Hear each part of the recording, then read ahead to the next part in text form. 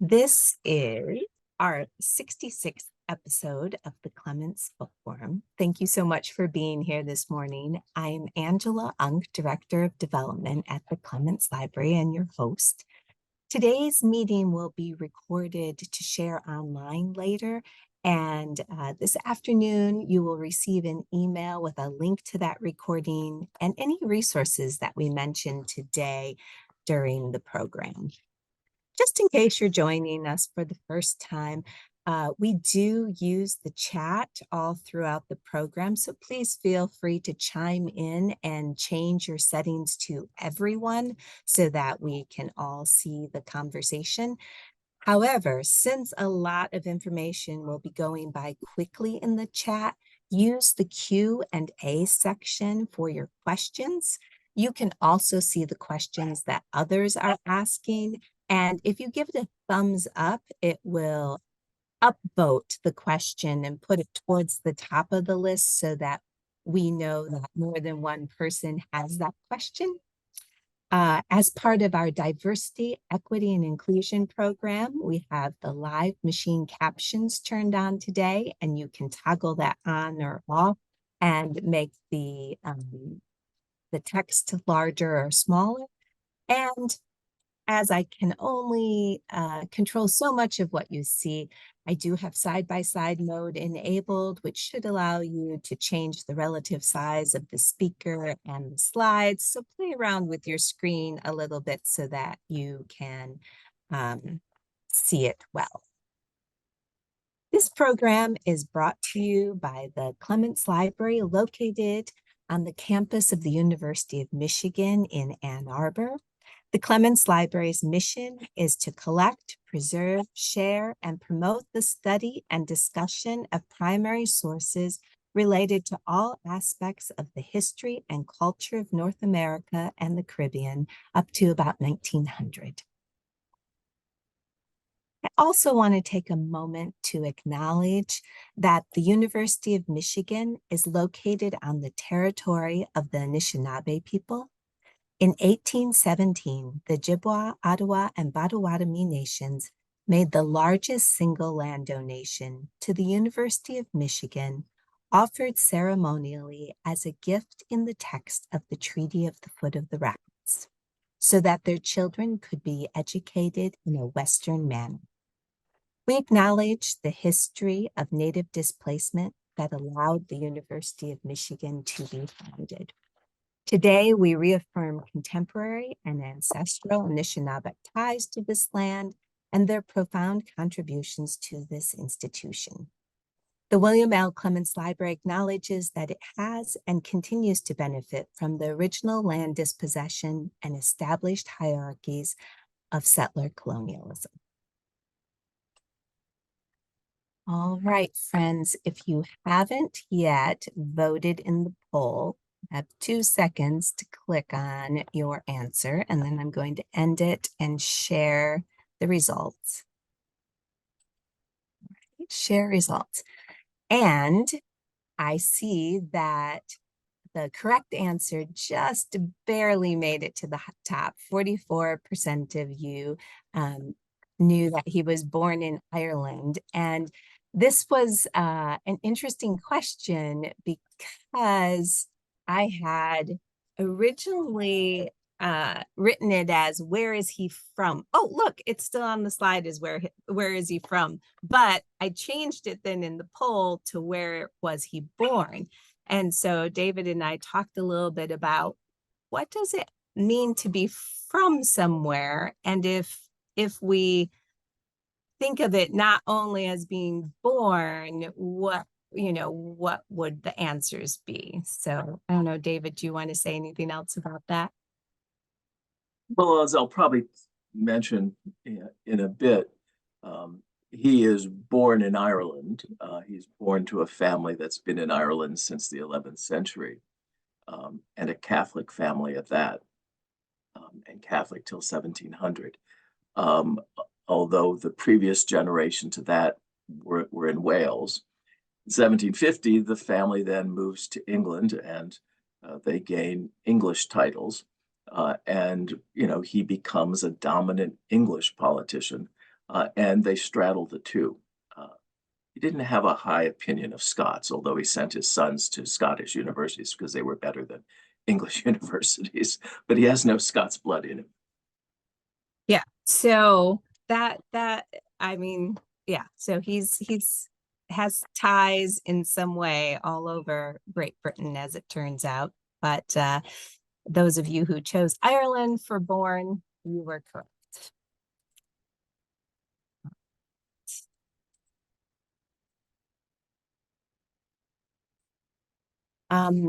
And today's episode of the Bookworm is generously sponsored by Tom Wagner. So thank you, Tom. We appreciate that you're so enthusiastic about the Bookworm and always here for us.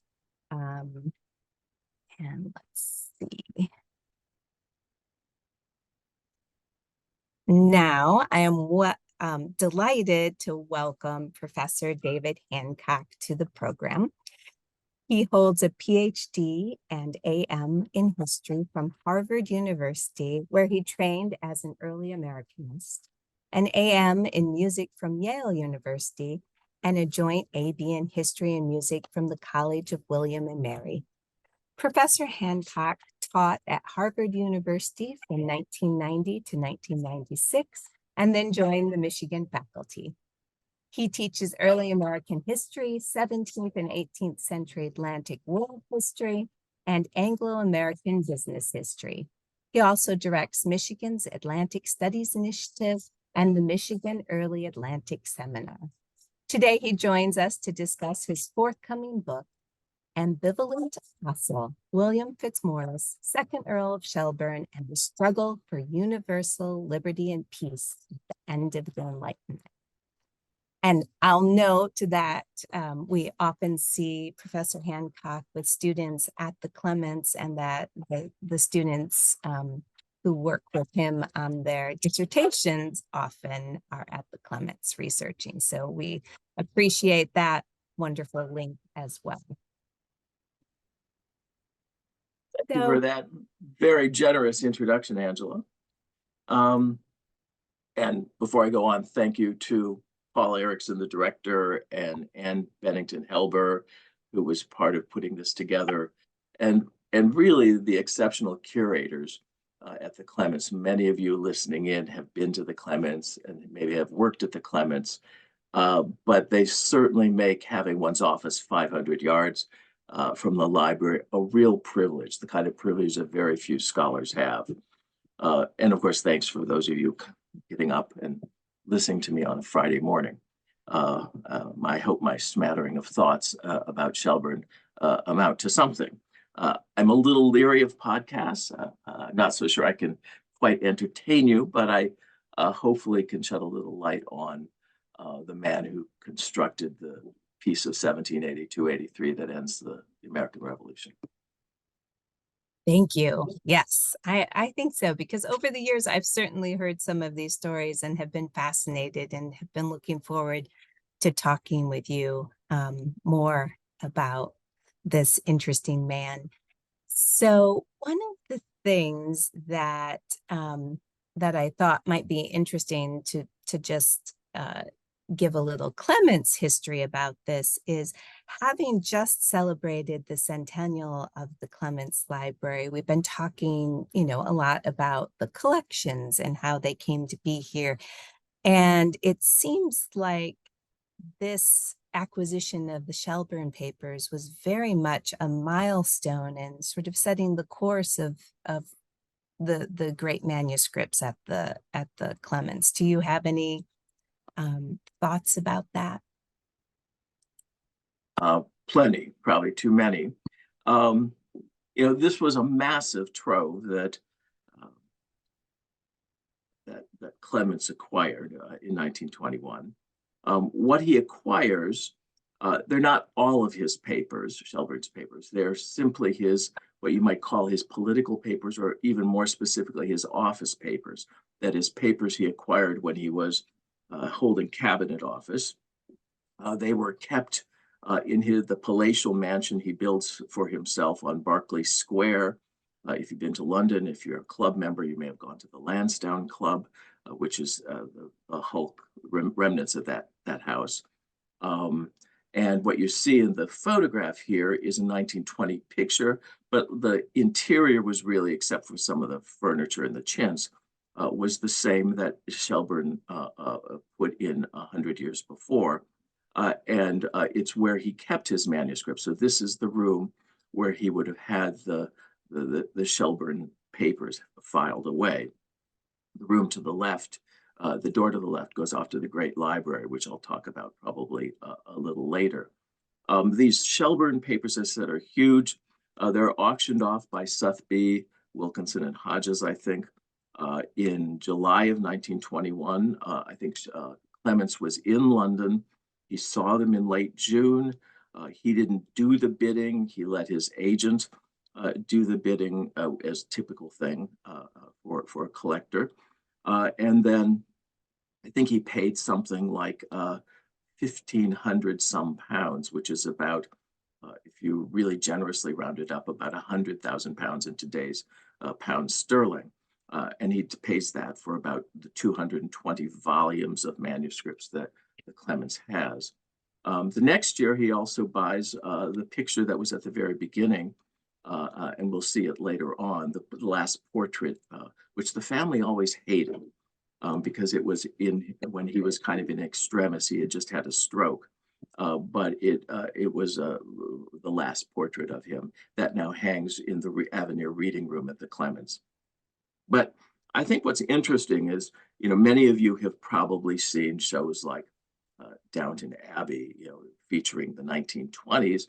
And these sales are really just bits of Lansdowniana that are fully immersed in the ups and downs of that decade. That family, like many aristocratic families, has real severe financial challenges from the death of two heirs in World War I. And then that imposes really crippling death duties. A really huge percentage of wealth had to go with each death, of wealth of the estate. And then again, towards the end of the decade, of course, the whole Atlantic world experiences several serious stock crashes. The English stock crash came first earlier in the early fall of 1929. And these papers, so then the papers are sold early in the decade. And then the artwork and the antiquities, he was a vast collector of antiquities, is sold in the late 20s. The most notable of these antiquities were purchased by John Paul Getty, which formed the nucleus of his Getty Villa, which is now the Getty Museum in Malibu. Randolph Hearst acquired an equal number of these antique marbles. All of his collection is now in the LACMA, Los Angeles County Museum of Art. And then there was a gay bachelor art collector named Wright Luddington, and his collection, he bought some and they went into the Santa Barbara Art Museum. So essentially what happens is by the end of the 20s, the family is on hard times financially. They've had to sell off their family papers, or most of their papers. They've kept the private papers, and they've had to vacate the house and sell off much of the art and much of the marbles and antiquities. This is a common thing that happens to many people. What's interesting is many of the rooms of the house were also sold off. If you go to the Metropolitan Museum of Art, I think you can see a drawing room. If you go to the Philadelphia Art Museum, you can see the dining room. Essentially what they did is they shaved off to make way for a road in front of the house. They shaved off the entire front of the house. And another room then becomes the boardroom of Lloyd's Insurance Company. The shell of it then is converted into the Lansdowne Club, as I said earlier. But this sale, it's like with Getty, I wouldn't say it's as instrumental in putting Clements on the road to collecting, because he had already had an interest in collecting early American and Revolutionary and British material that had formed several years before. But I think this may have been the largest collection to date, and it really does put a stamp on the kinds of things he will continue to collect. The Clements, for those of you who don't know, is probably the best collection of British ministerial papers of the late 18th century outside of Britain. So any British scholar in Britain necessarily has to come to the Clements to use the papers. And that's all, I think, largely because Clements was bitten by this kind of auction bug in 1921 and bought these Shelburne papers. Right. Oh, thank you. Thank you so much. So knowing that the papers were here and that you've been bitten by the bug of writing this biography, when did you first become interested in Lord Shelburne? I suppose it seems like a century ago. It wasn't. Um, it started actually in 1984. And I was a PhD student, my first year in the history program at Harvard. And I was working on a research paper in a seminar run by the early American and revolutionary historian Bernard Bailyn. And my subject was the man in the top right of the screen, Richard Oswald. That was the initial entry point for the paper. And I was scurrying around for manuscripts, and they were, Library of Congress, UVA, a variety of places. But Shelburne appoints Oswald as his emissary to the Paris peace negotiations in 1782, sends him there to sound out the Americans about the possibilities of independence, the possibilities of peace. And a chunk of the Shelburne-Oswald correspondence is at the Clements Library. So, hapless graduate student, but in a day before digitization, you either had to write to get photocopies. You didn't have any money because you were a poor graduate student, so you either had to write to get money, write to get photocopies, or sometimes a microfilm. And the Clements at that point was the manuscripts department was run by a fantastic curator by the name of Arlene Shai. Many of you may know Arlene. And she instantly wrote back. And not only did she instantly write back, she graciously sent me reams of photocopies and a couple microfilms of relevant material. So my 1990 PhD dissertation it was not about the piece. It wasn't about Shelburne. It reconstituted the world of London merchants and their role in the globalization of the 18th century British Empire. I was interested in Oswald partly as a kind of diplomatic go-between, but I was also much more interested in the whole set of things, and I became much more interested in his kind of merchant life. So the book became really a story of merchants. Now, that was 1990. Or 1984, if you fast forward to 1990, my dissertation was done. Fast forward to 1994, the book is essentially done in the press. And I had embarked on a second project, and that was on a world not constructed by merchants. I initially was something of a business historian. And so I didn't want to write a book about merchants per se, but I did want to write a book about commodities and sort of not how merchants had integrated the global commercial empire, but how a single commodity had knit an empire or had knit empires together. And I had chosen Madeira wine. I had stumbled across a mountain of kind of unused, unknown manuscripts on the island of Madeira. And my idea was to kind of trace the emergence of a wholly new commodity between 1500 and 1800 and show how it's both produced, distributed, and then consumed around the world. So in some sense, the kind of self-organization of a market. But anyway, going back to Shelburne, Shelburne pops up in this story as well. In the 1760s, he's president of the Board of Trade in 1763. Then in 1766 to 68, he's the Southern Secretary.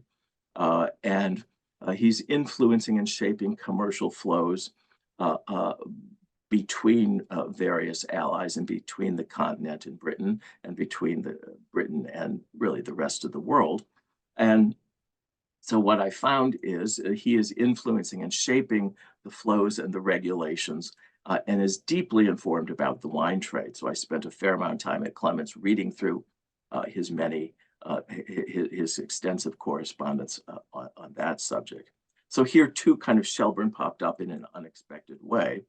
And, he appears so often in almost everything I did. A third book I did had to do with the 17th century slave trade. And indirectly, he popped up in the form of his great-grandfather, Sir William Petty. And this was a late 17th century slave trade project.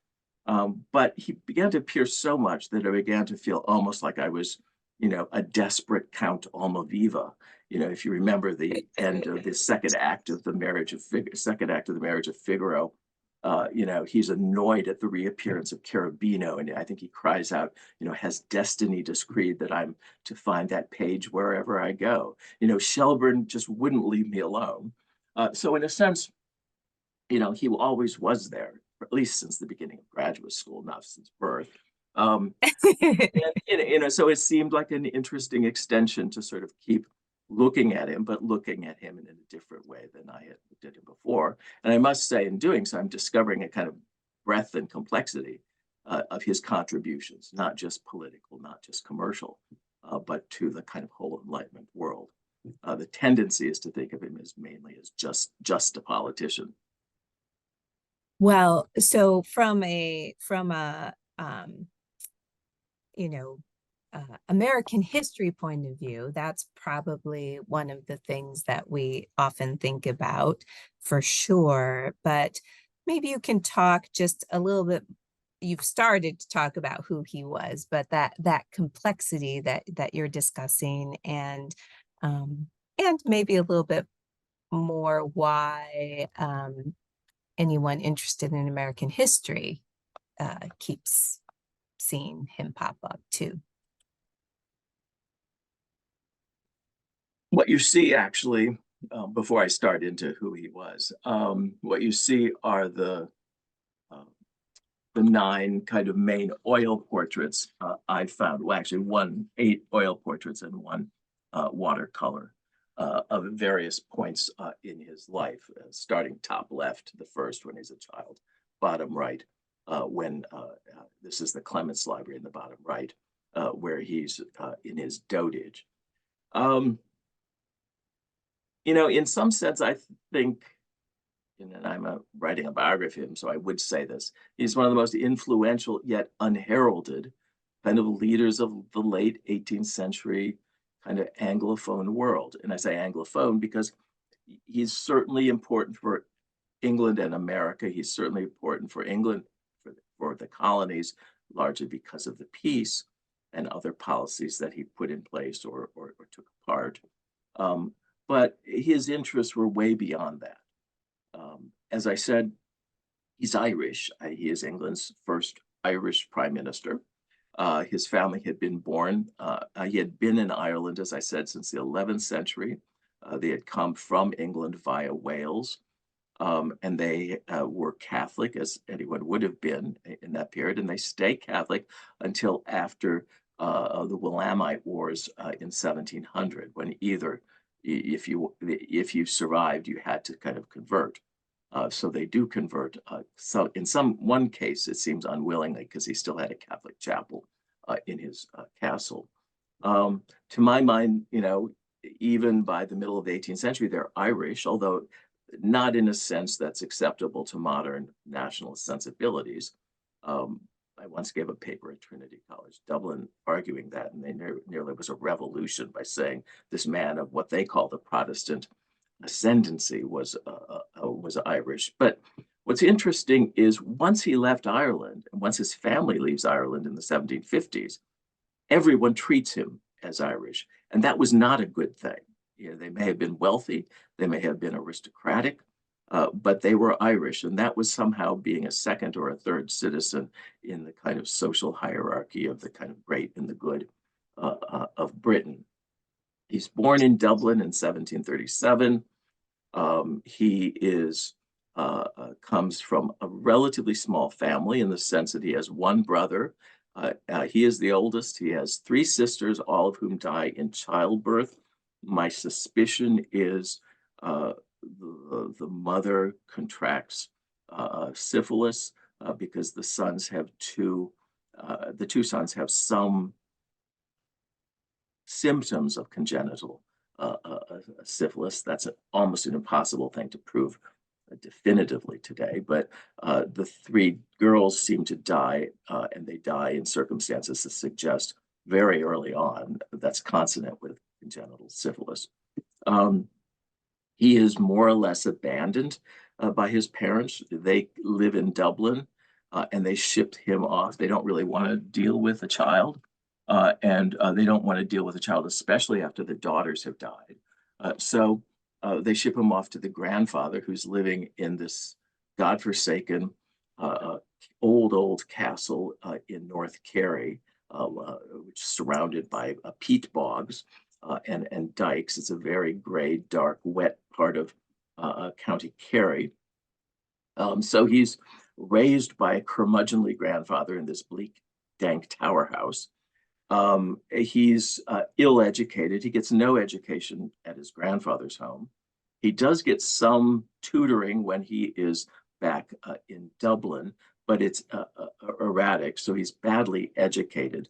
You do get an attempt at assimilation, though, and you sort of see in that first picture in the top left, turns out to be the very first portrait of a man with a cricket bat. But this is young William Fitzmaurice when he is being tutored in Dublin. He lives just right off St. Stephen's Green in Dublin. As I said, he's pretty ill-educated. He does spend a couple years with these tutors, and then his father inherits the title from a cousin, the title of the Earl of Shelburne, and so they move off to London to kind of reestablish themselves. So this boy is basically adrift in London. His parents have the same policy. There's a kind of real distance between the oldest boy and the parents. So he drifts around for a couple of years. Finally, he goes off to Christ Church, Oxford, for 2 years. He hates Oxford. He doesn't dislike learning, but he hates Oxford. And he then falls under the sway of General James Wolfe and enlists with James Wolfe, and he goes off and spends 2 years under Wolfe, taking part in the descents on the coast of France during the 7 Years' War. When Wolfe goes off to Quebec, Shelburne transfers and he becomes an aide-de-camp to the Marquis of Granby, and there serves valorously in Germany.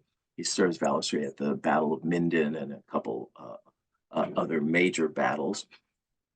Then in 1760, George III comes to the throne. He becomes George III's, through various machinations of his father and Lord Bute, he becomes the first aide-de-camp to George III.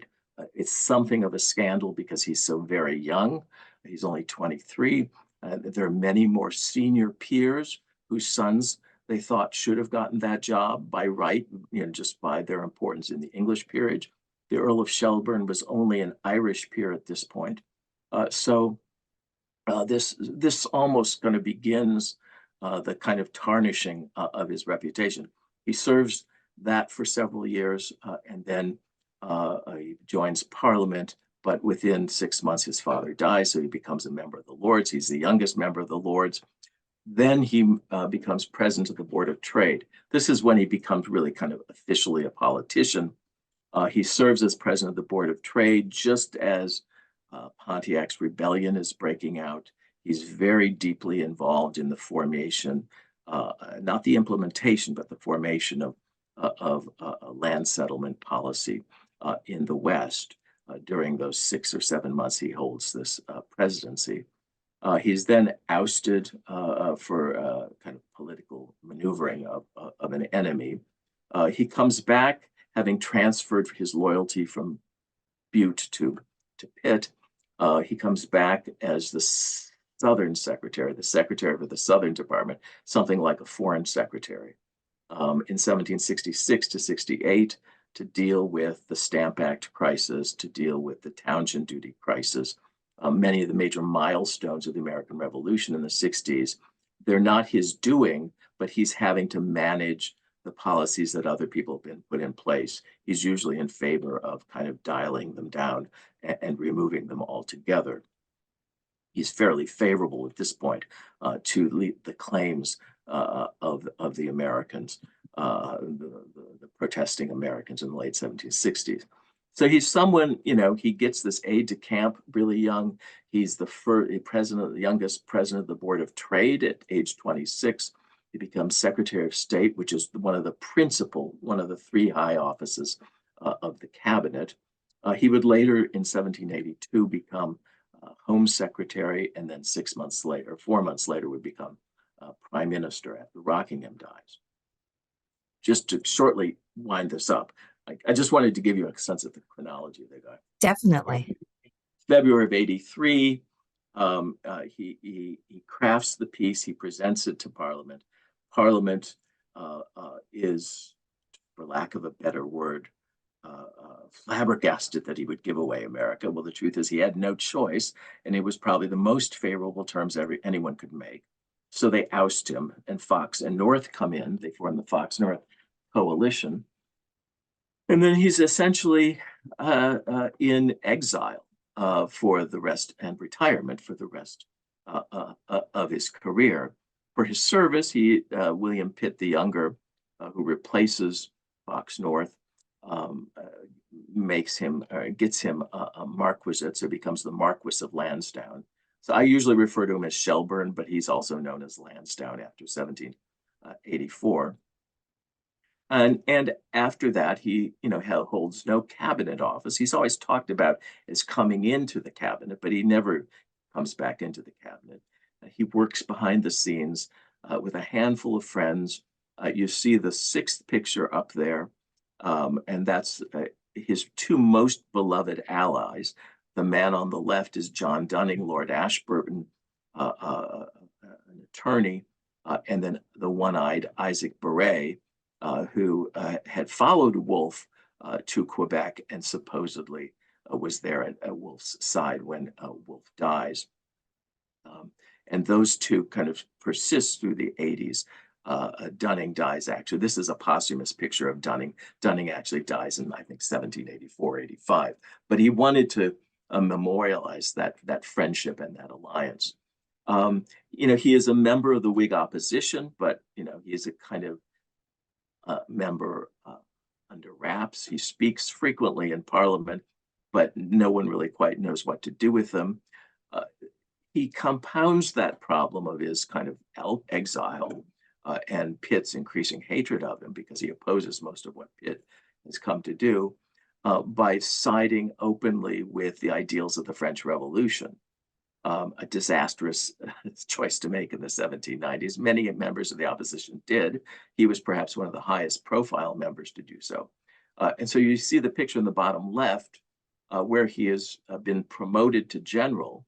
And so he is displaying his patriotism in a sense. He was in no way choosing France over England. And once the French Revolution became bloody, he tried to separate practice from the ideals of the revolution. And so there's this attempt to reburnish his reputation. He does attempt to do that by bringing the hopelessly disunited opposition together. The middle picture in the very bottom, which is one of my favorites, I couldn't get the color version. It's in a house, a private collection, and the owner's somewhat dilatory with correspondence, so it's always taken forever to get anything out of the house. And the watercolor is fantastic. And she has, in 1796, he brings 9 of the leading Whigs together, opposition Whigs together, to form an alliance and to go forward united against the war. And so he basically gets Edridge, his painter, to paint each one of them in the same chair. And so there are 6 matching portraits. And this is the one of Shelburne Lansdowne. And then, just to close it off, he then dies in 1805. His older son hates him. His younger son adores him.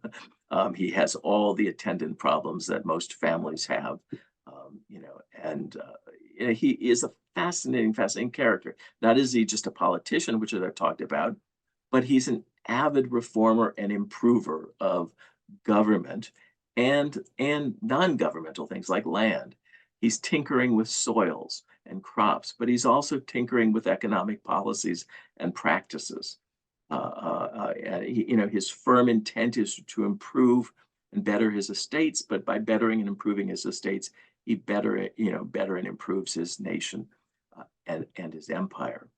And then the last thing I'll say about him, which I think is really interesting and is often alluded to, but I don't think it's actually worked through every phase of his career, whether it's political and non-political, because I think, the political is just one small part of his life, is that he is a formidable intellectual figure who never really wrote anything.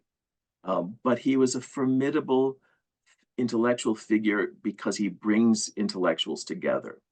He is essentially adopting a kind of cosmopolitan approach through which advances in science, society, advances in religion could be affected universally. He's a huge traveler in Europe. Every other year, he makes a 6-month kind of pilgrimage to someplace in Europe. Before that, he starts his military career. He spends 3 months every year on vacation traveling through Europe. After he gets out of the war in the 1770s, every third year, he and his family go and spend 6 months touring about, kind of educating himself. For him, usually you hear about the Grand Tour being a one-off thing. For him, the Grand Tour is like a lifelong process. He was deeply connected with Europe. And you don't get this story told of many prime ministers or many politicians. If they do, they usually just go off to Europe and never come back, and there's some kind of aberrant politician. But he went back to Europe to kind of infuse himself with new thinking and new ideas, new practices, to which he would then bring back. He collects and reads books in 7 languages. He amasses one of the largest libraries. He corresponds indefatigably with intellectuals and policymakers all over European capitals. It's one of the most interesting and challenging parts is to kind of reconstruct his intellectual universe, which is not restricted to kind of politicos. He will touch on almost everything and write knowledgeably almost everything. He's a voracious reader and a deep thinker, not one who ever actually publishes anything in himself. And then he gathers around him a cadre of intellectuals. I may mention it later, but his first librarian was Joseph Priestley. A household scientist was Jan Ingenhousz. Priestley performed some of his most important experiments on air when he is the librarian. Likewise, Ingenhousz does on photosynthesis when he's at Bowood. Richard Price, the kind of dissenting divine and philosopher, is essentially his right-hand man and carries him through, and is his bulwark throughout the entire 1770s as he's struggling to figure out whether he should support American independence or not. So there's this scattering of English and Scottish intellectuals that he brings around himself, but then he's also in constant correspondence with hundreds of others throughout Europe. So that's a long. It's hard to actually summarize in it. Well, no, that's great. I mean, I can see how you've been drawn into his life and how it's had some interesting twists and turns. But of course, sort of based on your previous books, that doesn't necessarily mean that you were going to set out to write a biography. So Why write a biography? You know, if I had been a sane, opportunistic scholar, I would have I would have written another book on business history. And I had two that I was thinking of doing, and they're still sort of there in nucleus. Um, but I didn't really want to become the kind of scholar that's only probing the same soil again and again and again. I think it goes back to my graduate training, I think, or graduate examples. When I was studying at Yale, I took Edmund Morgan, the colonial historians, Edmund Morgan's research seminar. And then when I got to Harvard, I took Balin's seminar, and Balin was my advisor. And the thing that marked both of them is that they were context hoppers. Almost every book, or if not every book, at least from book 1 to book 3 and 3 to 5, they would switch centuries. They would switch fields, or they would switch kind of probes or genres that they were working on. And in looking back, it struck me that that's what made them kind of the scholars that they were, is that they were always trying to do something different as a way to strengthen themselves, but also to understand the world. If you're just only writing about business, you just suddenly sort of write about the entire world as if it's written according to the the commercial Bible. And the same thing I think is true for politics. So this was not an obvious choice. I did say he popped up everywhere, and out of desperation, I just decided why not. Um, I suppose on a personal level, going back to what I said, I wanted a challenge, and a challenge would mean doing something different, learning a different skill, and the skill is this case is interpreting people. As a business historian, you can compile massive data sets, run beautiful charts, and in some sense, they give you a story arc. They set up a question, which you can then answer in various ways. Humans don't do that in a very easy way. And so, it was a kind of intellectual challenge that I thought was, would be good. I may have been wrong on that, but I also found it a real puzzle. Um, I suppose it's safe to say, Angela's seen, my books, earlier books. I'm something of a connoisseur of the particular. Um, I've always been interested in reconstructing worlds as fully as possible.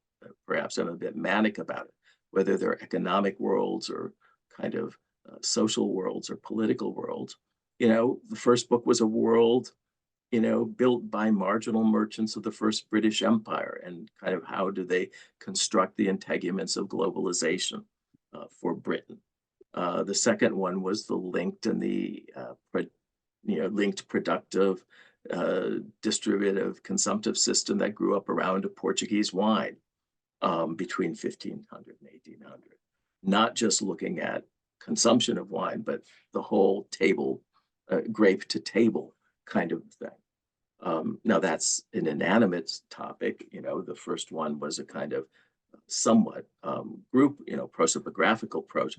This one, I thought, this Shelburne's universe, was another such world that was kind of waiting to be explored.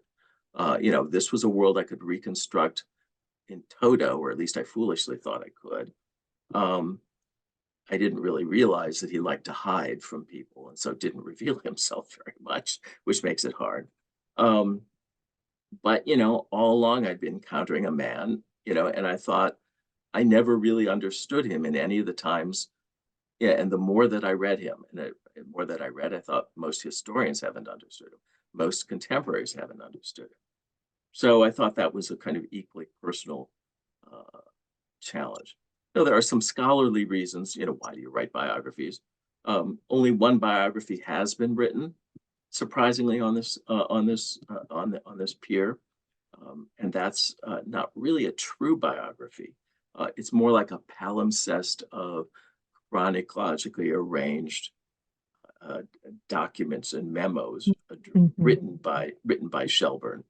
Now, it's a genius book altogether. It's written by the younger brother, the fifth Marquis, by a descendant, but it's not a biography per se. And I don't think I'm being overly critical by saying it gives off the whiff of polish and protection, perhaps unwittingly attempting to kind of uh, safeguard and burnish the reputation of a solid Whig statesman and the solid Whig statesman's class. Somehow, almost everything he did was for a reason, and it was the right reason. So I wanted to provide, in some sense, a maybe more balanced depiction of it. Another reason, I suppose, is if you look at historiography today, historians in the modern academy, are wholly focused on large constructs. They're focused on gender, they're focused on race, on class. Nowadays, it's social injustice. But whatever they're working on, it really is a large, amorphous, impersonal thing that leaves humans out of the picture. They may have one or two people that they throw in as an example, but it doesn't really shed light on the most important part of history, which is people, the people who made it. And it's true for the powerless, but it's also true for the powerful. You don't understand when you read the biographies of the prime ministers of Britain that have been written for the 18th century, much about the people other than the fact that they were these kind of political machines. So I thought that was kind of an important thing to do. If you look at these slides, the slides give you a different reason to sort of want to write about Shelburne. Most historians have bought into the contemporary view of Shelburne as either ill-prepared or despised, or a despised politician. They've never really expressed any interest in the well-documented, heavily documented, non-political aspects of his life. And Shelburne is far more interesting, I think, if you factor those things into the story. Here you see him in the bottom left, depicted as a Jesuit. So he's Catholic, and and he's sophistical beyond bearability. The second one is the middle one. He is basically a toady to the French. And then the bottom right continues from the 1790s, where he is basically seen as part of the French Revolution. But there is, from the 1768 on, when he is removed from the Secretary of State, there is a bitter, vicious, nasty vilification by contemporaries that ensues. And this is not just the court, because he's a member of the opposition, but it's also by many members of his quote unquote allies in the opposition. And it's that process of vilification I wanted to understand, and why did they think that? Shelburne, if you pull all the information about him, he's admittedly Irish. He's extremely wealthy. He's certainly young when he first takes office, but at the same time, he's a man of super abilities. Everyone acknowledged that. He's a man of remarkable accomplishments, the peace being just one of them. So in some sense, I wanted to explain that anomaly. How do you have this ability and this patriotism, and yet how can that continue to evoke such hatred, even through the mid-17 and late 1790s? That is, I think, one of the, intellectually, that's a kind of interesting question. Definitely. Then I suppose, pardon? Oh, definitely. I mean, I think that Yeah. the multifaceted nature of humans is amazing to explore. And so when we have a two-dimensional view of them, it just falls flat. Yeah, I mean, he is interesting if you probe his psychology, and this isn't going to be psychoanalytically informed history, but if you probe his psyche, he is a man who hides. And so psychologically, he's a fascinating character. Um, he hides from his friends, he hides from his foes, but the only people he doesn't hide from are his two arranged marriages to wives and his mistress in the middle. Um, he reveals little of himself in speeches. He gives little of himself in his diaries and letters, other than just basic business stuff. He keeps no fair copies of personal letters that he writes. He tells people who get those letters to burn those letters. Um, Luckily for us, he did keep every letter that everyone wrote to him, so you can kind of reconstruct some of the correspondence. But he's a real puzzle awaiting a solution.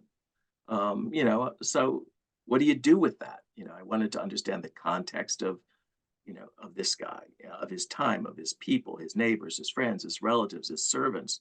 And because the documentation is so extensive, you can do this. But I didn't want to just do context. I wanted to understand kind of the contingencies, or maybe the better word is the accidents that befell him. The circumstances that propelled and constrained this aristocrat.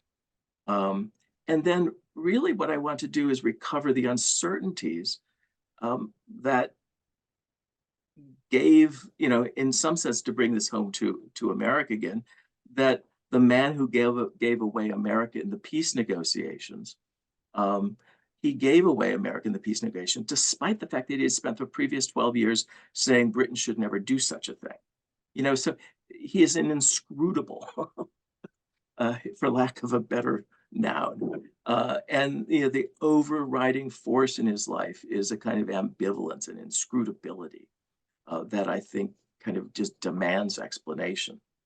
Now, a final coda, and then I'll stop. I referenced documentation. There is documents galore on this guy. I'm something of an archive hound, and I've never stopped looking for things, even when a book is over with.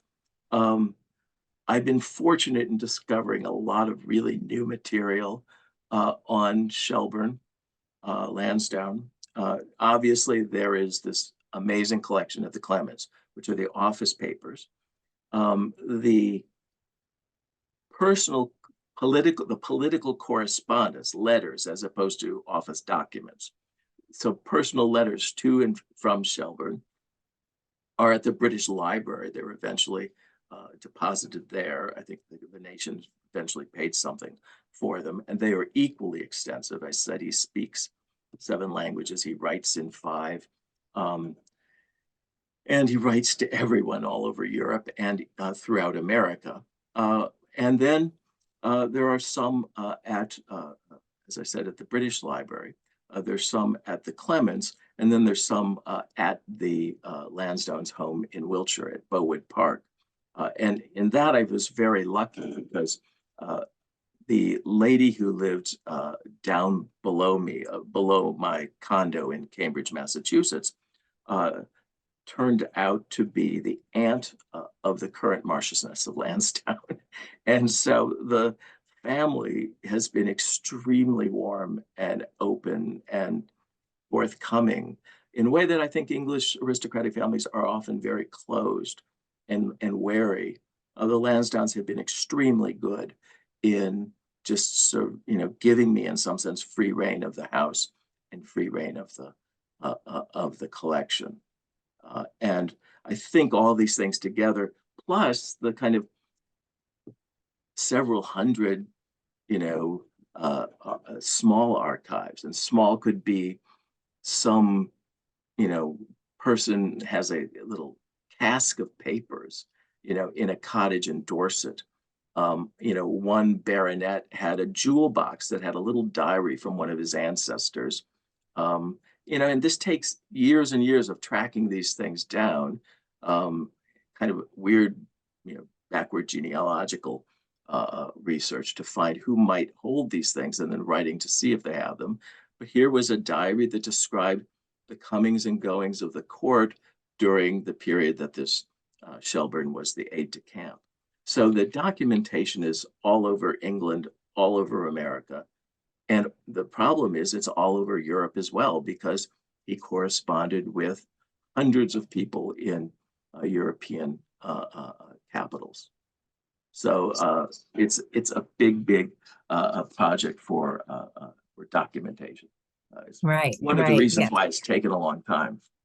Well, when you told me over 300 archives on 3 continents, I was just blown away. And I do think that that's worth mentioning because people often wonder how you gather the information for these kinds of projects. And the bigger repositories certainly play a role, but it seems like you found some just, much more personal and you know, to fill in the gaps at these other repositories.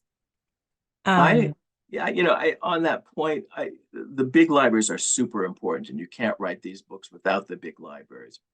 Um, but there is, and this is, I think, a difference between Americans and Britons.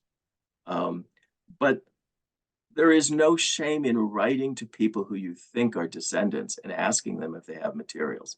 And I started doing this as a graduate student and had unusual luck because small families don't think that their ancestors' papers are very important. They don't really know the full history of them or the connections to more important people. And so they just hold on to them as some kind of memento.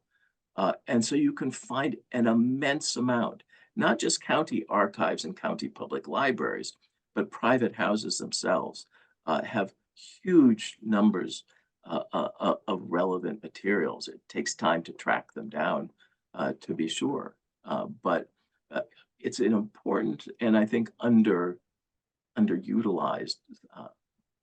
source.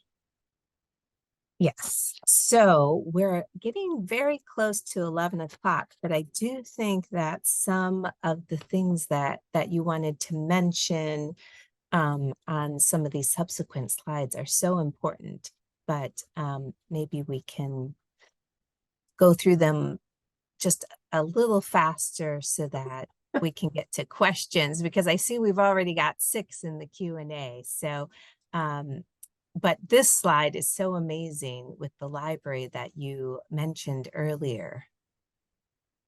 Well, can you flip to a couple to the houses slide? I'll just show them the picture of the house. Next one, yeah. The one on the far right, Shelburne House, is where this library is that we're talking about. And the right wing of that house, you can't really tell here, has an extension off it to the back of the house. And that's what this big hulk, so you can go back to that main.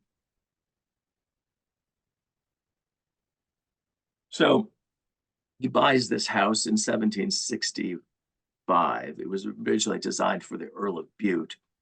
Bute was a great lover of libraries, and so he envisioned a library. They get the leading architect of the day and designer of the day, Robert Adam, and his firm to design this. And then Bute falls from power, decides to move outside of London, or at least doesn't want to live here in this conspicuous house. So he sells it to the Earl of Shelburne. Now, when Shelburne buys it in 1765, just as after he's married, this is just a shell. There's no library. The rest of the house is finished, and they're decorating and putting furniture in. This stays like just unpainted, no shelves, just stonework, no proper flooring, no proper ceiling. It's just cement, I guess, or whatever the material would have been. Shelburne, his first wife dies, and he seeks consolation, seeks therapy in the purchase of books and manuscripts.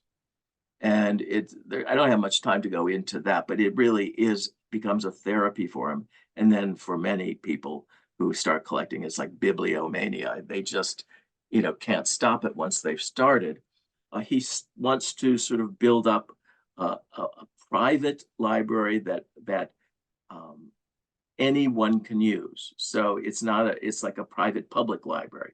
If you had reason to use it, he would let like scholars come in and use it. So Jeremy Bentham came in and used it from time to time. Vast collection of 9,000 volumes, which he was collecting over this.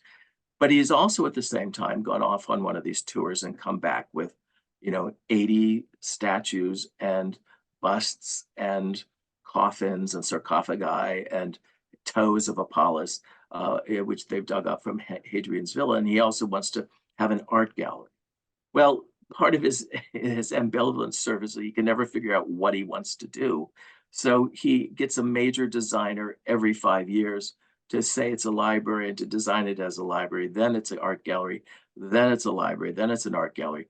Finally, it ends up in this version, 1791. And it ends up being, this is the south side of the library, and it's it's wider than the house itself. It stretches along the back courtyard of the house. The little inset here is a picture, pen and ink drawing that's done in 1805 when they're auctioning off the lot. Shelburne, like most of these peers, is way in debt, so they have to auction off many of their materials. So he has to go ahead and the son auctions off, or the estate, the executors auction off all of the books and much of the artwork and the furniture. And the younger son hated the father, or the older son hated the father, so he was quite happy to do that. But this is one of the guys who's going to the auction, writes this on the inside of the auction catalog. So you get a little sense of how painting and artwork were also worked into this library. And so it was basically a library catalog thing. His manuscripts were in a different room off this room. That was the initial photograph we showed you. Right. And, he, basically, sort of builds up the second largest private library in Britain, not counting the British Library, not counting the King's Library. What's equally interesting is he wants it to be a research library, so he will allow almost anyone to come in, if they have the kind of intellectual credentials or the right references. He wants to specialize and make it a kind of repository for British political, legal, and philosophical. So he wants his art collection to be an early form of British art. And so he begins massively collecting British art, which he displays in this library and throughout the house. But he also wants this to be a place where, you can go and study the laws of England, from the time of Magna Carta forward. So he's very busy, not just at book auctions, but at manuscript auctions, buying up the papers of Sir Julius Caesar or of James West. There's another slide where the Asiento papers are, if you want to flip to that there. That's a kind of spread of some of the papers that are now at the Clements. William Burrell was a great collector early in the first, I think, 3/4 of the 18th century. And he may have been involved in the South Sea Company, but he acquired these Asiento papers, which basically document Britain's arrangement to supply slaves and goods to the closed Spanish Empire. There's a very valuable and much used collection by historians of the Spanish Empire, the Caribbean, and British Empire's relation to Spain. These come on the market in the early 1790s, and Shelburne, who's increasingly interested in slavery, snaps these things up. And this is just one really small example. It's a hugely important collection, but it's one small instance. And one of the reasons he goes bankrupt is he's not actually tallying how much he's spending on his house. He's not a kind of rake in the sense that he spends a lot of money foolishly. He's building up these things that he thinks will last beyond himself. So he thinks he's leaving a legacy through these things. And many people do come and use these during his lifetime. And it was one of the things he enjoys more, especially after he goes into kind of self-imposed exile or forced exile and retirement, is the library becomes a kind of nursery or laboratory for reform and for and radical thinking. And while many of his peers don't want to have much to do with him, the up and coming young Turks in the radical reform movement, all the 20-somethings and 30-somethings see in him a kind of kindred spirit. And they come and they read in the library. And then, of course, reading and conversation go hand in hand. That's lovely. You mentioned the first wife dying, but maybe I think people are always interested in the domestic life. So maybe before we finish up, we could mention the women in his life. Yeah, one of the things that fascinated me or surprised me most is, even people who've read lots of serious history, we're taken with this idea of the dissolute aristocrat, the rakish aristocrat. Maybe some of you remember that movie, I forget the title of it, about the Duchess of Devonshire, which was maybe 8 or 10 years ago, but presents that kind of a image. And so, I went into this really thinking, okay, this guy is probably all of a piece. And given his wealth, he could well have been one, been that kind of a character. He has this estranged relationship with his mother, very distant and very bitter and acrimonious, really from the time he's born to the time she dies. And yet the relationships he has, the deepest emotional relationships he have are to these three women. The two on the outer side are his first wife and his third wife. He marries the daughter of Lord Granville, who was an eminent politician in his own right, recently deceased. I think he died in 1763, but had been a cabinet officer multiple times. Lady Sophia Carteret, and she was actually, one of her tutors was Dean Swift, a seriously well-educated, serious intellect in her own right.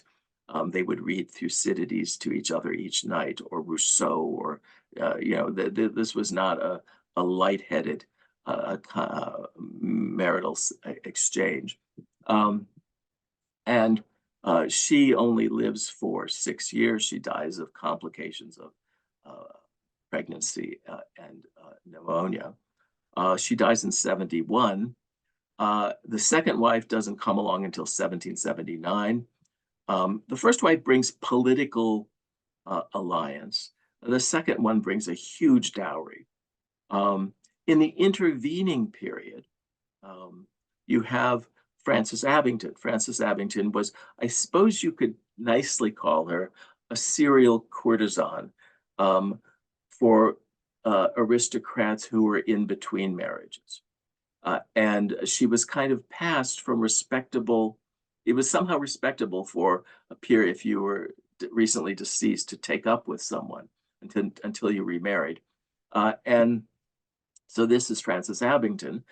She's the leading stage actress of the day, or one of the leading stage actresses of the day, at David Garrick's King's Theatre in the Haymarket. And what was interesting is I found these letters kind of tucked away in an obscure part of the Bowood. And unlike the correspondence with the two wives, which is very formal, very loving, the kind of affection that Shelburne never expressed either to his sons or to his most intimate male friends. But it's still kind of mostly stylized. There's a hierarchy, and there's a way that a countess would speak to her husband, the Earl, and these two certainly adhere to that norm. With Frances Abington, it's almost as if you're reading something from a column from Cosmopolitan magazine, completely unbuttoned, completely playful. The thing that it has in common with the first wife is seriously well-educated and heady. She's very well connected with all the leading politicians of the period. So she often serves as a kind of go-between with him. He buys her a house in Twickenham, puts her up rather nicely in this lovely little cottage, which is still there. And then about 1777, it becomes clear that his financial crisis is getting greater. The rents from Ireland aren't coming in, and he needs to remarry. So the Sophia's, the first wife's, four great aunts and three aunts all form a kind of panel, and one of them takes charge of, and they basically come up with a list of 9 approved wives. And eventually, Lady Louisa Fitzpatrick, this one painted by Romney, this is the marriage portrait.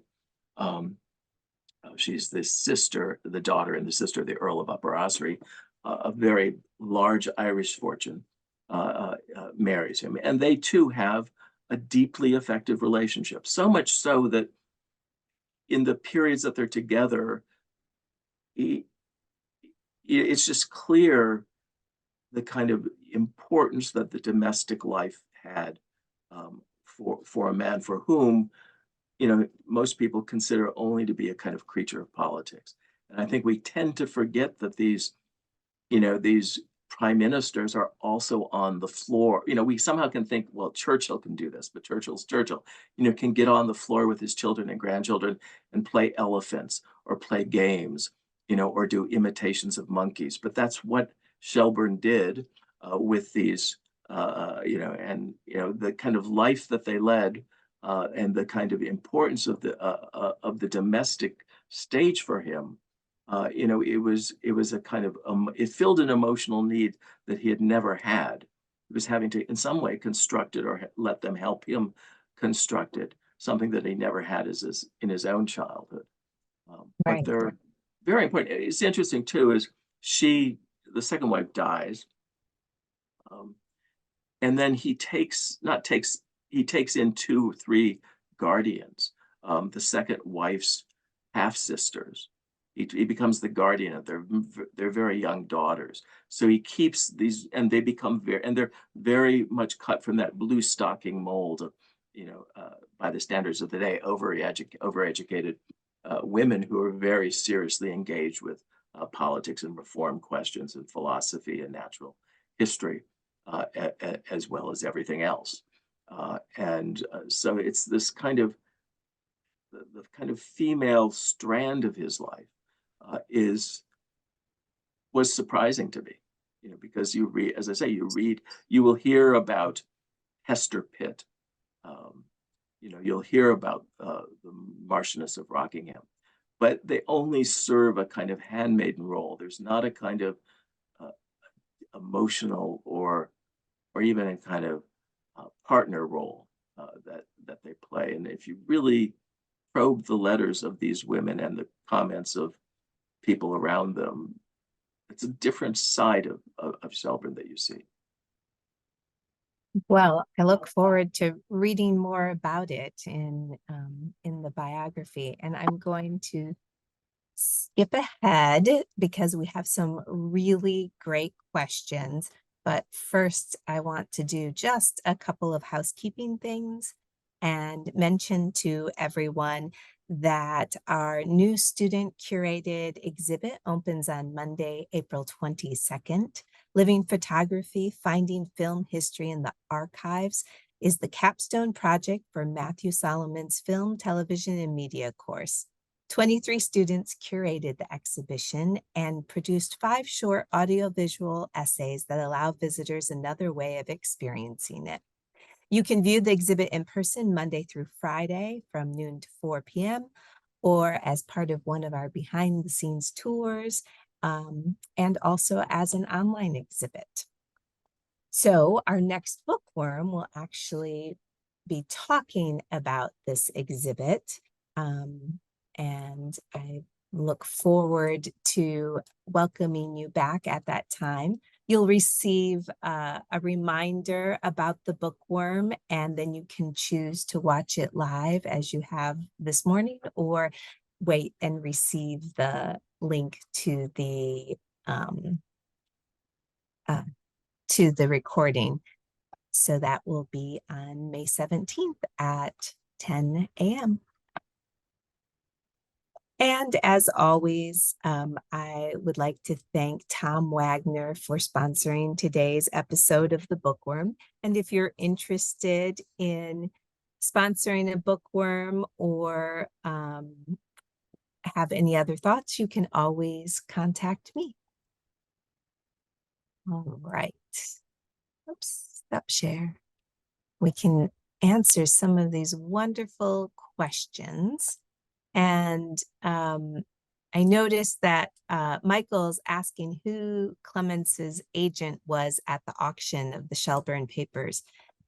And Um, Stevens is coming to mind. Is that correct? yeah, that's right. Henry, what was it? Hold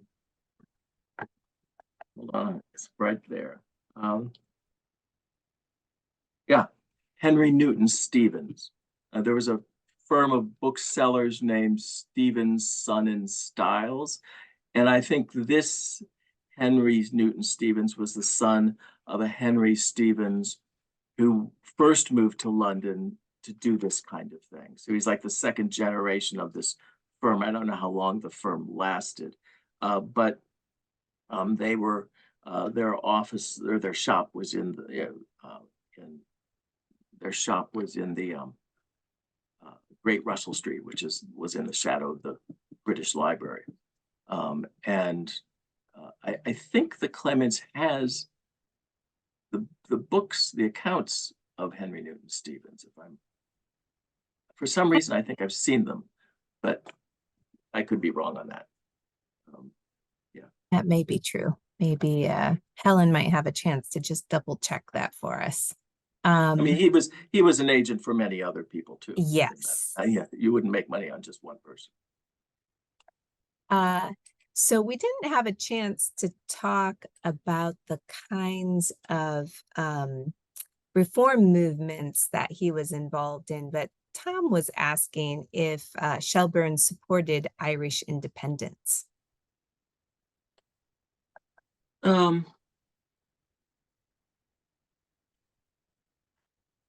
No. A short answer. He supported union. I mean, he equivocated on this because he didn't think Irish independence would go very far. And there are several different pushes towards Irish independence. But from what I've seen, he kind of waffles in the late 70s, early 80s, as some of these are beginning to be articulated. Certainly, he's not in favor of it, in the 90s, what I've been able to find. Interesting. Okay, thank you. So we have a question from a Ph.D. student who's asking about your comment on field hopping as a way to understand the world. She's trying to understand the limits and possibilities of field hopping in today's academia. And so do you have any comments on how the reception of the work of context hoppers has changed over the course of your career?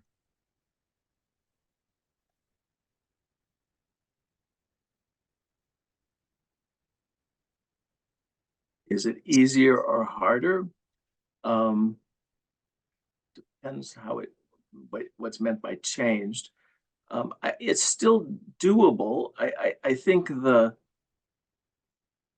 barriers to doing it seem more impermeable. You are so embedded so early on in doing this, and it's hard. I must say, it is hard when suddenly you're known for 2 books in a field. I'll speak from my own experience. Suddenly you then get hundreds of requests to give talks and papers on that field, and you're writing in something completely different. Now, you can still give some talks and papers on that field because you still have some knowledge of it, but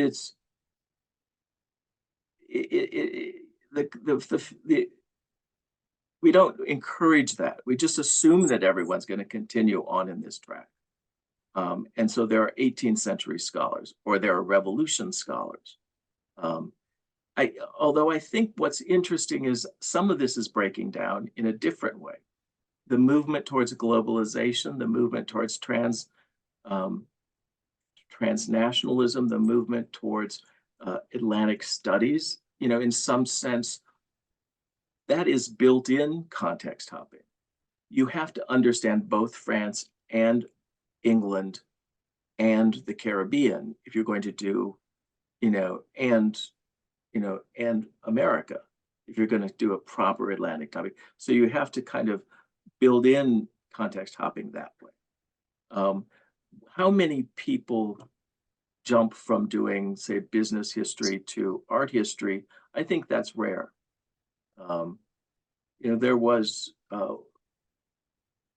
someone, I think I've referred to Balin and Morgan, someone in the next generation who I think did it fairly well was Tim Breen.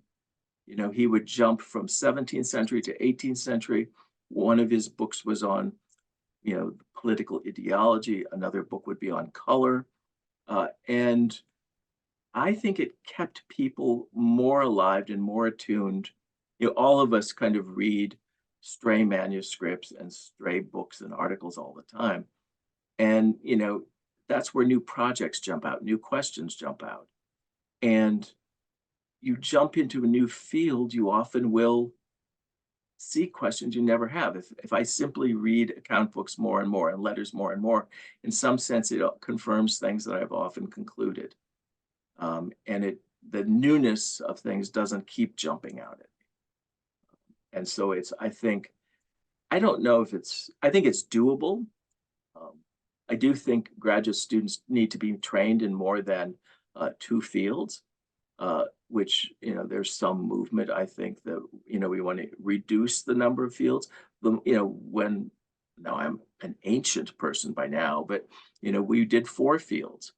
And even that didn't seem like enough. But the more exposure you'd have to other periods, other countries, I think the more you will see,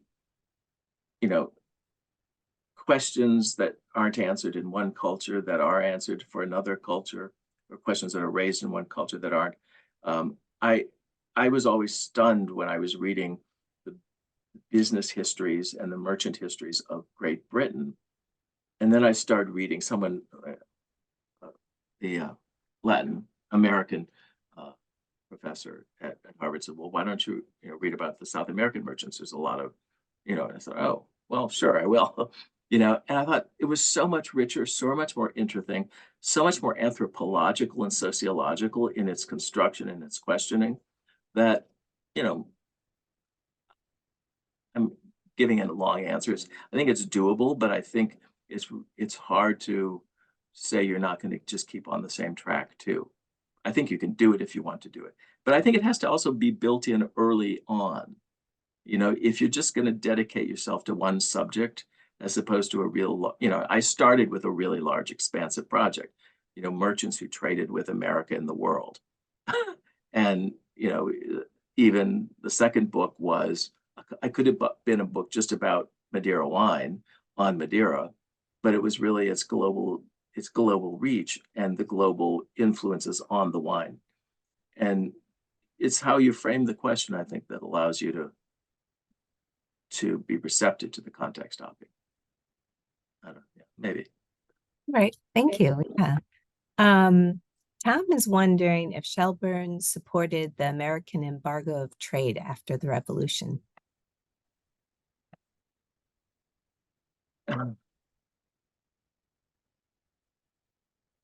I don't know an immediate answer to that question. My vague recollection, he doesn't comment on it extensively. He kind of flees pretty quickly. He flees pretty quickly and goes to Europe and spends the summer in Europe, and then tries to stay out of most political discussions, thinking that he's going to actually come back into power. And so he didn't want to kind of mess, he had 1 or 2 speeches and that was about it.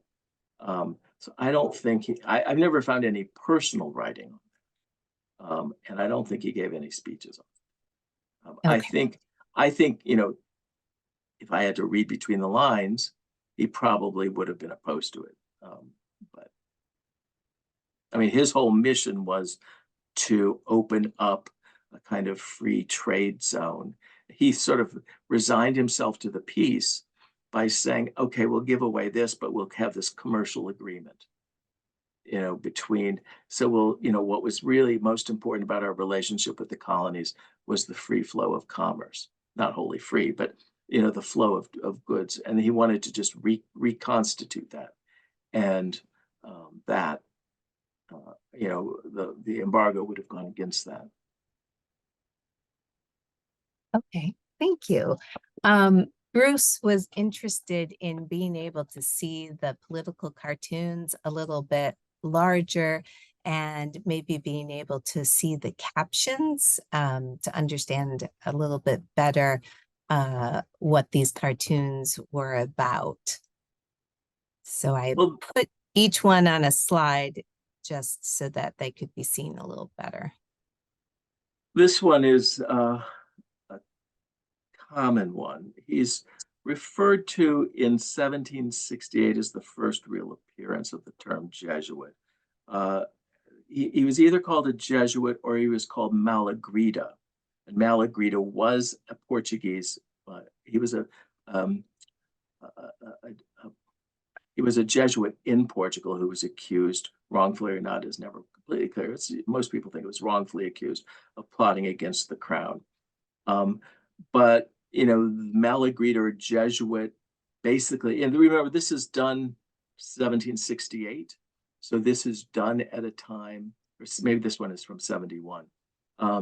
It's just right after the expulsion of the Jesuits from South America.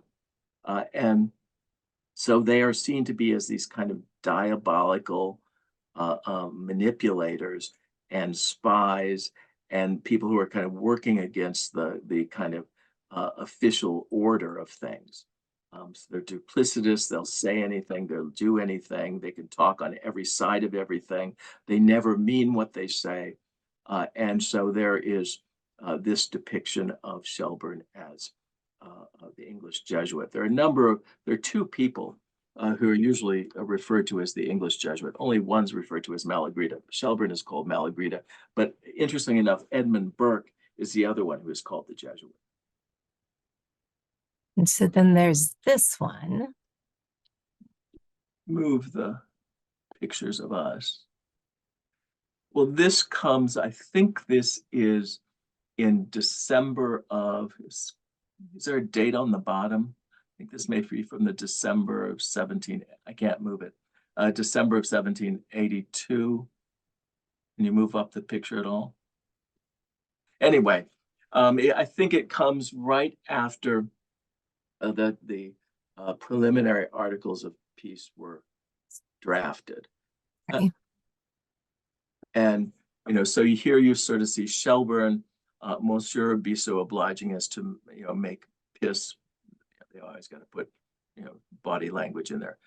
Make peace with us. He's giving him a chamber pot. And by the House of Bourbon, with the war, will go on. So this is, Shelburne being a beggar, basically saying, I will be subservient. One of his, in addition to being a Jesuit, he was a Francophile. And even though that is technically, he's a Francophile in terms of culture. And, but in terms of, he was a kind of strong opponent against France, the imperial power. And he, in the popular press, at least in his enemies in the opposition and at court, would use these kinds of satirical attacks to sort of suggest that he's in fact a kind of, sort of a lackey to the French. And then there's this one. Well, this is a very complicated one. This is, I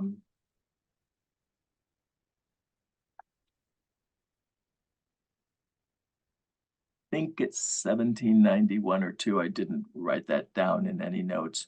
But essentially, he's, patriotic rejuvenation vis-a-vis Parliament reformed a la Française. There's a lot. Shelburne has been a proponent of parliamentary reform, and he's been actually a strong advocate of what they were trying to do to reform the politics within early stages of the revolution and giving kind of more people a vote. And he becomes increasingly disillusioned with what they're able to do in France. But what you sort of see is, Shelburne sort of, he's underneath this list of charges. I forget who the man holding up the charges is. And Shelburne is holding up some kind of another one of these kind of Jacobin caps. But partly it's a story, it's supposed to, in some sense, evoke a little of Parliament, but it's also like he's supposed to be at a chamber of deputies in France. And he's actually, sort of balancing the Jacobin hat versus the British crown. And the British crown weighs more heavily. And so the lighter the burden, the better, I guess, is part of the message. He wearing the red Jacobin cap is a suggestion, just an implication of where his loyalties were. He was no Jacobin, never openly spoke or even wrote in favor of the Jacobins. But that did not stop a good caricaturist. Right. Okay. Thank you. And then there are two questions about the library. Cynthia's wondering, you said it was the second largest. What is the largest? And then Cynthia is curious if you have an opinion about whether you think he was so passionate about his library because he was denied an education at a young age.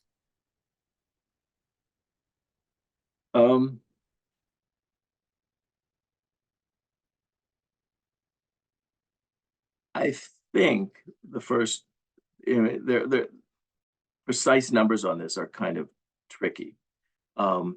But at some stage, the Duke of Devonshire's library was bigger, which was stranger because it was more of a show library.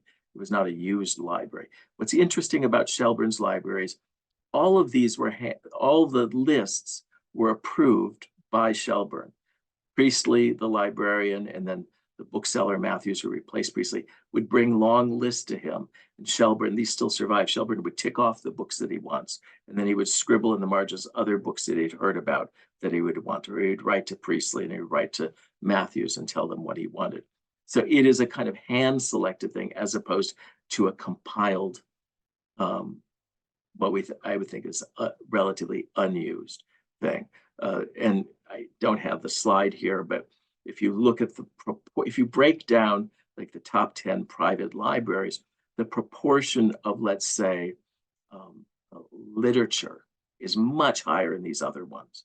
The proportion of politics, his biggest entry was in history, ancient all the way up to the present, and especially British history from the earliest times. So it's a big chunk of history, big chunk of law, and big chunk of philosophy, one of the largest components of it. Why he collects books is a good question, and this is where it becomes a little more speculative. As I said, he didn't have good tutoring experiences. He didn't particularly like Christ Church. He had gorgeous quarters. I was actually able to stay in the same rooms because they were redoing that, and they had just opened them, and so I could, when I was doing some research there, I could stay in them. But it's hard to know whether he hated the learning at Oxford, which he did think was actually stultified and very kind of hierarchical, not the kind of education he liked, or whether it was the siren song of the war.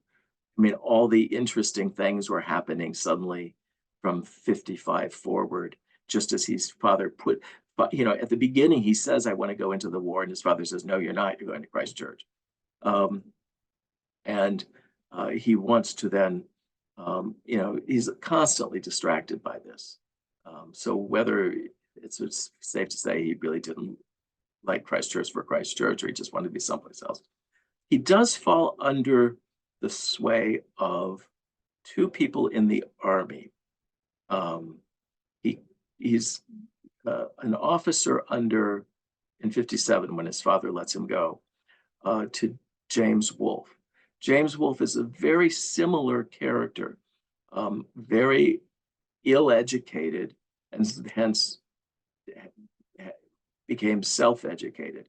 And one of the things he impressed upon all of his under officers was the need for self-education. He would run them through, he would sign reading lists, and then would grill them almost the way a tutor properly would. But it was this hugely mesmerizing, larger than life figure doing this, not some weedy tutor. I think in some sense impressed upon Shelburne the importance of, and what he read under Wolfe was wide ranging, ancients, modern. It wasn't military tactics, it was philosophy, it was literature. And so there was a breadth to this kind of program. It was reinforced by Lieutenant Robert Clark, who becomes a kind of father substitute for him. Shelburne's always in search of a kind of father substitute because his own father was absent and they had a very testy relationship. And he too was a kind of great man of letters.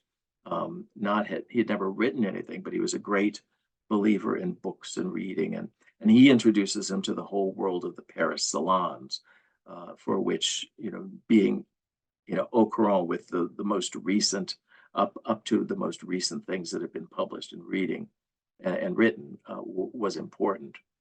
So I think that early comes from that experience. It also, a couple letters, he does refer to his embarrassment at when he is in the Lords and when he's at the Board of Trade and having other people on the board and in the House better educated than he was, that they knew more of the history of Britain, in not just the last 30 years, but 300 years. So he's throughout the 60s, he's studying a lot. He's both buying books, but reading them. And luckily I've been able to find some are still in the family collection because not everything was sold in 1805, 1806. And you can see marginalia where he's, writing in them. That's great. Thank you. So Amy has a great question because she's interested in how you would summarize Shelburne's legacy and if you would see him as a reformer.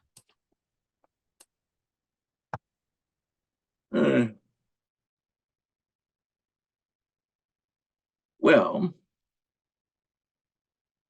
I would see him as a reformer in the sense that he is a proponent of reform.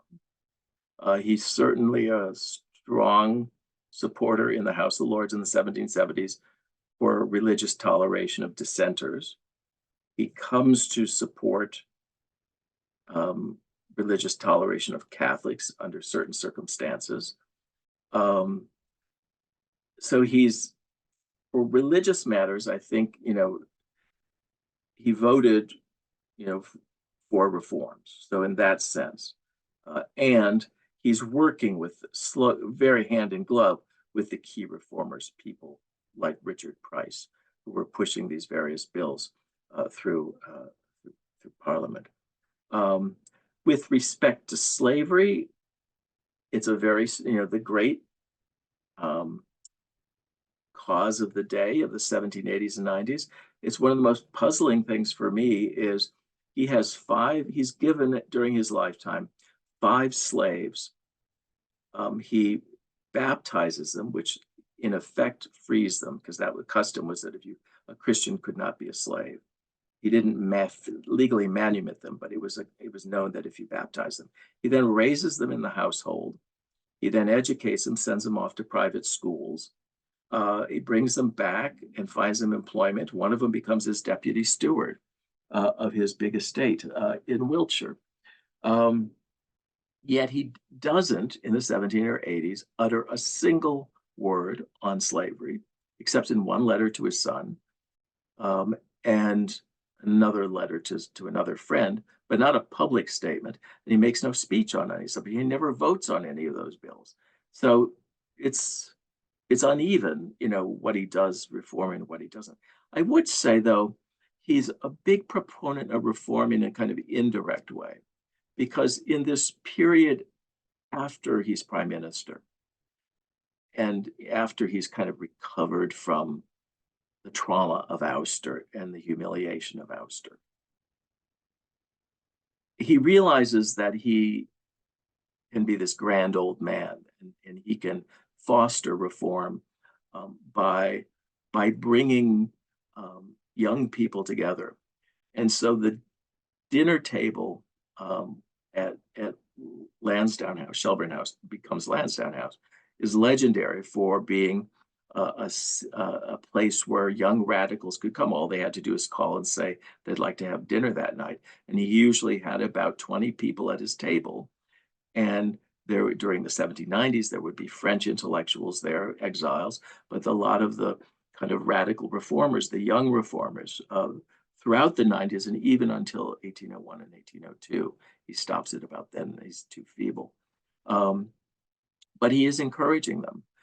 He's subsidizing some of their pamphlet projects. He is critiquing some of the bills that they're putting forth. So he's a kind of it's a support for a proponent of reform, but not an active reformer in that sense. Thank you. I think we'll end with Michael's question, who says he can't wait to read the book and that he'd love to hear any wisdom you can share about biographical researching and writing and what you wish you had known when you first started working on this project. But could you say that again?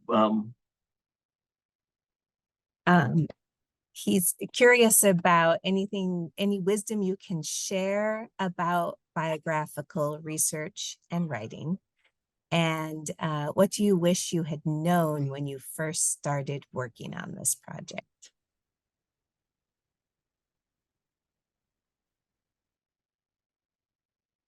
Well, I wish I had known that it was going to take me twice as long than I thought it would. Because I wouldn't have stopped doing it. The project indulges all my worst instincts or best instincts, all my worst or best fantasies. In a way, it's the most this is not advice. I don't know if I can give advice. It's the most fulfilling kind of project, but it's also the most frustrating project, because with previous books, I've had a question and I had an answer. Other people have disputed whether the answer is right or wrong, and that's kind of the course of academic life. As long as I've been working on it, I can open up a new cache of letters if I find some, and I'm still finding them, which is bizarre since I should have enough. But actually, a cousin of the current Marshallist just sent me something, and it's slippery. I still don't know exactly who a person is. I think that's what draws people to biography, as where we started, is you want to know, why do people care about people in the 18th century? Why do you read a biography about someone in the 18th century? It's not affecting the world around us now. But, you want to know how they respond, how they react, how their emotionally ups and downs. And, you never fully have that picture. It's almost like one of those mirror balls where one facet, you just turn it and you see a whole different set of facets. So it's rewarding but frustrating. And the advice is, if you want to do biography, be prepared for it. Right. Well, I know that you have a lot of really great information that is going to be in the forthcoming book, and we certainly appreciate you taking the time this morning to talk about Shelburne with us. And thank you, everybody, for joining us and for your good questions and participation. And I hope everybody has a great weekend.